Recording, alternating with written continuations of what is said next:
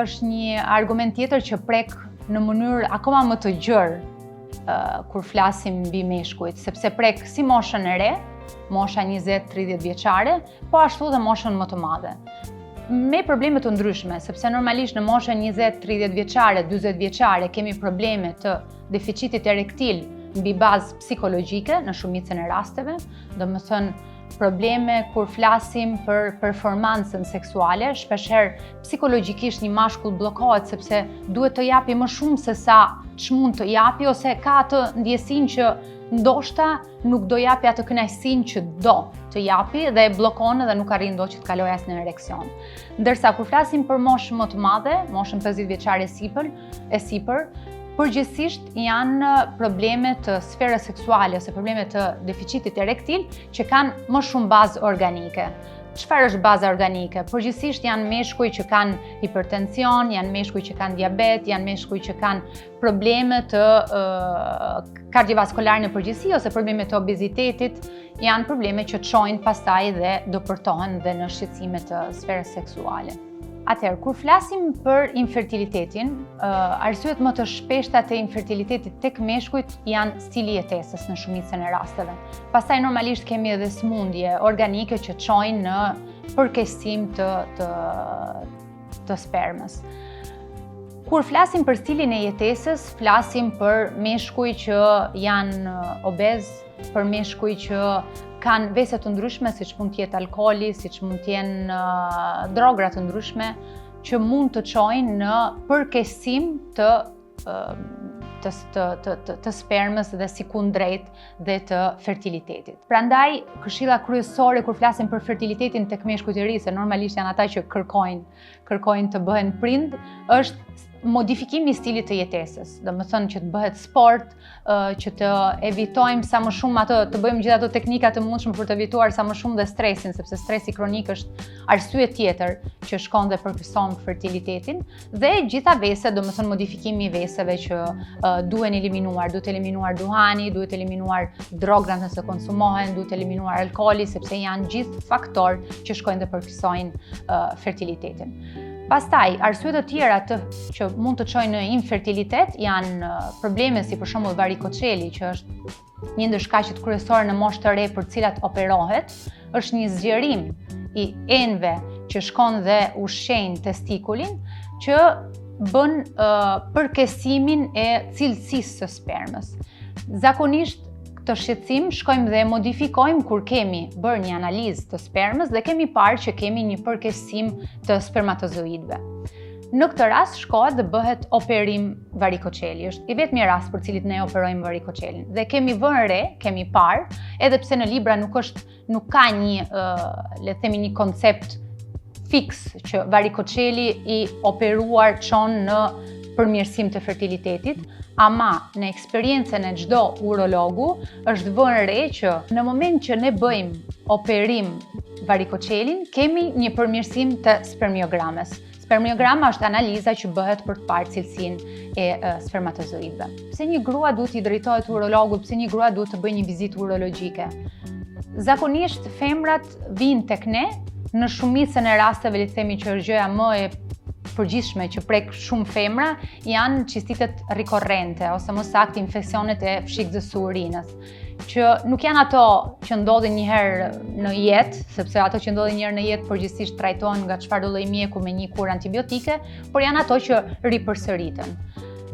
Pse kemi qistitet, pse kemi infeksion të fshikës së urinës, ka shumë arsye për cilat kemi dhe fatkeqësisht prek shumë femra, ose më saktë në jetë mund të preki gati 90% të femrave, sepse në periudha të ndryshme, ndoshta një herë të ka rastisur 16 vjeç, një herë të ka rastisur 20, në shumicën e rasteve ndodh një herë edhe fatmirësisht, por që ka shumë raste që bëhen rikorrente. Në raste që bëhet rikorrente, është shumë e rëndësishme që t'i drejtohesh një urologu për të bërë gjithë trajtimin e parandalimit të këtij infeksioni që është normalisht limitues në jetën e përditshme. Përgjithsisht, parandalimi ose trajtimi që bëjmë mbi qistitet janë edhe këtu është modifikimi i stilit jetesës. Normalisht Nëse ne kemi një zor të trashë që funksionon mirë, që është arsyeja për cilën kemi një infeksion të fshikës së urinës, do kemi edhe më pak infeksione të fshikës së urinës, kështu që ka shumë rëndësi dieta. Ka shumë rëndësi që gjithë sistemi jon të funksionojë mirë, që si kundrejt të çojë në përmirësim dhe të fshikës son. Kështu që gjëja kryesore, këshilla kryesore që duhet bërë është përmirësimi i ushqimit që ne konsumojmë, pirja e ujit që është banale, po është jashtëzakonisht e rëndësishme, dhe normalisht gjitha pastaj trajtime që ne bëjmë, sepse kemi trajtime të ndryshme që shkojmë dhe ndihmojmë mukozën e fshikës së urinës që të mos jetë e prekur nga bakteret dhe të evitojë infeksionet. Atëherë, më të shpeshta tek femrat kemi infeksionet e fshikës së urinës dhe gurët në veshka. Le të themi që gurët në veshka prekin shumë femra, prekin femra në moshë të ndryshme, dhe le të themi që kjo është ndoshta pak më e përgjithshme si sëmundje. Normalisht që kemi edhe shumë shqetësime të tjera për cilat femra i drejtohet urologut, por këto janë ato më të përgjithshmet. Infeksionet urinare kanë lidhje me sferën seksuale, kanë lidhje sidomos kur flasim për meshkujt. Normalisht tek femrat janë më pak të lidhura dhe në moment që kemi një infeksion urinar, siç mund të jetë cistiti, normalisht mendimi i fundit është besoj akti seksual. Dhe mendimi i fundit jo vetëm psikologjik, por realisht dhe fizik, sepse normalisht në momentin që ne kemi një infeksion, kemi një rritim të mukozës, jo vetëm të fshikës së urinës, po edhe të gjithë pjesës gjenitale. Dhe i rritimi i mukozës çon dhe në një akt seksual ndoshta edhe të dhimbshëm ose të bezdisshëm, gjë që bën që ta evitojmë aktin seksual kur flasim tek femrat. Ndërsa kur flasim për meshkujt, nëse ne kemi një infeksion të testikulit ose një infeksion të prostatës, pikë së pari është e këshillueshme që të mos kemi një akt seksual, sepse shkon dhe përkeson akti seksual infeksionin që ne kemi në atë moment, por dhe infeksioni vetë bën që të kemi më pak, le të themi tek meshkujt, më pak ereksion dhe më shumë vështirësi për mbajtjen e ereksionit. Sepse infeksioni vetë, duke quar një inflamacion të përgjithshëm, bën që të mos arrijmë këtë akt. Dhe jo vetëm, gjatë akti seksual është më e vështirë që të kemi dhe një ejakulim të fiziologjik normal. Urinimi pas një marrëdhënie seksuale parandalon infeksionet, është e vërtet apo mit? Është e vërtet.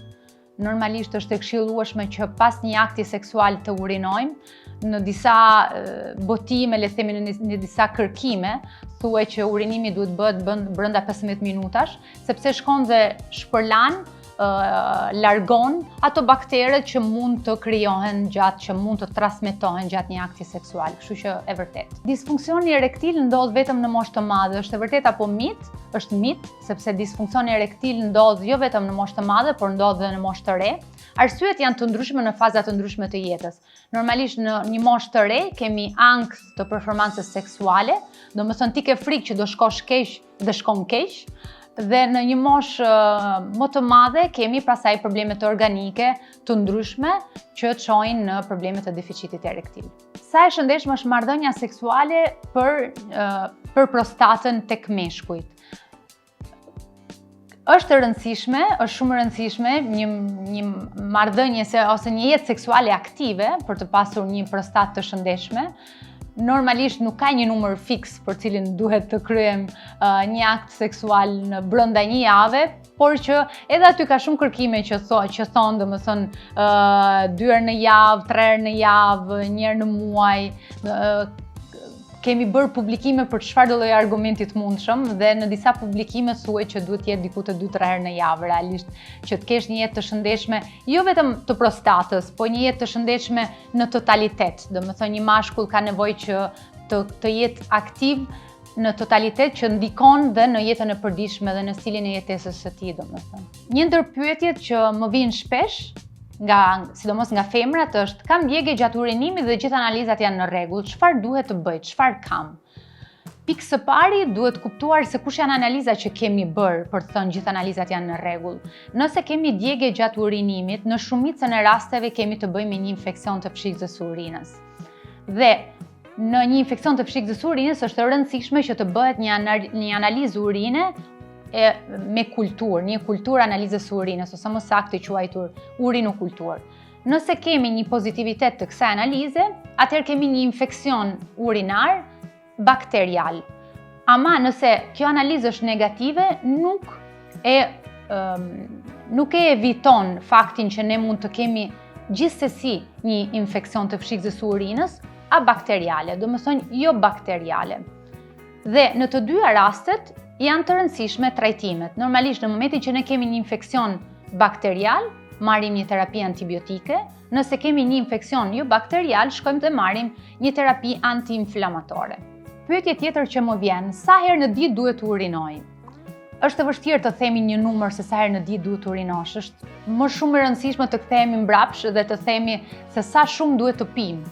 Normalisht është e këshillueshme që të pihet 1,5 litër 2 në ditë ujë dhe në bazë të kësaj sasie lëngu që ne kemi konsumuar, normalisht kemi frekuencë të ndryshme në mënyrën e urinimit. Përgjithsisht një fshikës urinare tek femrat mban diku te 300 mililitër, kështu që përgjithsisht ndjesia për të urinuar është kur ne kemi 300 mililitër. Tek meshkujt është pak më e madhe, është gati te 450-500.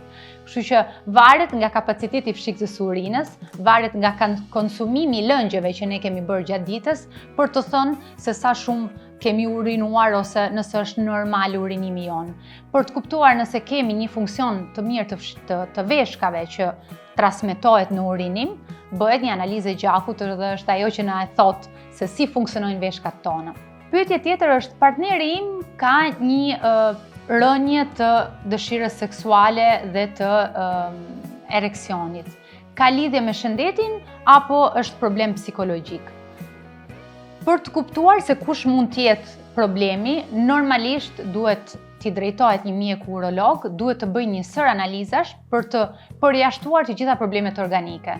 Ne kemi thënë që në shumicën e rasteve tek meshkujt problemet janë psikologjike, por nuk mund të etiketojmë një mashkull me deficit erektil për probleme psikologjike nëse ne nuk e kemi bërë gjitha analizat që përjashtojnë çfarë do lloj problemi hormonal ose organik të tij.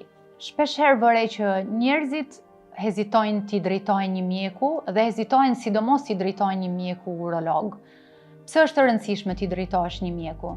Është e rëndësishëm edhe pse në kulturën tonë kemi shumë pak fatkeqësisht ato parandalimin e smundjeve, gjë që bëhet gjithmonë e më prezent në jetat tona, sepse ndër vitet është rritur gjithmonë më shumë mbi jetesa që ne kemi. Do të thonë ne jetojmë shumë më gjatë dhe duke jetuar më gjatë kemi më shumë probleme shëndetësore dhe kultura jonë ka ndryshuar. Normalisht më përpara kemi pas më pak kulturën e parandalimit, ndërsa tani shoh që është pak më prezente.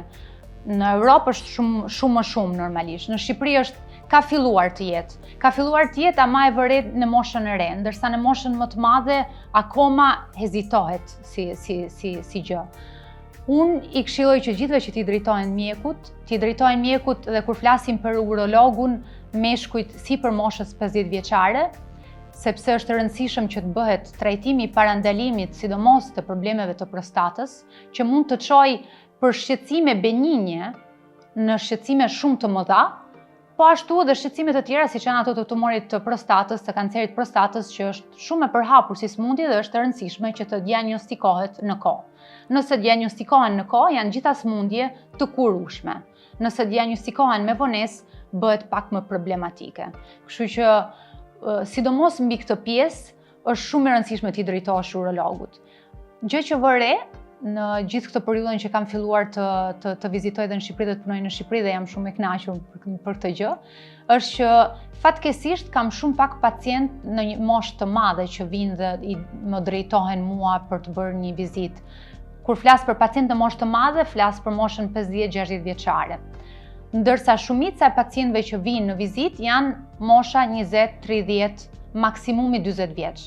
Dhe argumenti kryesor për cilin shkojmë dhe trajtojmë është deficiti erektil, që është një argument edhe pse duket shumë i rrallë, i largët nga çdo person me cilin ti ke përballë, realisht është shumë prezent, është shumë i përhapur dhe arsyet kryesore për cilin e vëre, sidomos në Shqipëri, fatkeqësisht këtë gjën, janë gjithë mënyra e të jetuarit që kanë. Domethënë, një mashkull tipik 25 vjeçar që më drejtohet për probleme të deficitit erektil, që konsumon hashash, që pi alkool, që bën një jetë sedentare, që ka një keq ushqyerje, që shpeshherë dhe konsumon drogra që janë pak më të rënda se sa që mund të jetë hashashi.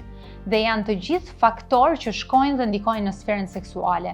Dhe janë faktorë që sado mund t'i ndihmoj me një terapi që normalisht funksionon, nuk trajton në mënyrë definitive problemin që këta persona kanë, sepse problemi kryesor është mënyrat e të jetuarit. Dhe nëse ne modifikojmë në këtë rast mënyrën e jetesës, në mënyrë të drejtë për drejtë kemi dhe një përmirësim të sferës seksuale. Dhe plus kësaj, normalisht nëse unë jap një trajtim farmakologjik një pacienti që është 25 vjeçar dhe që konsumon kokain, konsumon alkool dhe merr dhe këtë ilaçin në të njëjtin moment, e bëj më të rrezikshëm mundësinë për të pas një smundje kardiovaskulare, për të pas një infarkt, edhe pse në moshën e re është më pak prezente, por kemi një kombinim të gjithave këtyre substancave, bëhet më i prekshëm si fenomen. Kur flasim për të rit, argumenti për cilin duhet t'i drejtohen urologut janë problemet të testikujve.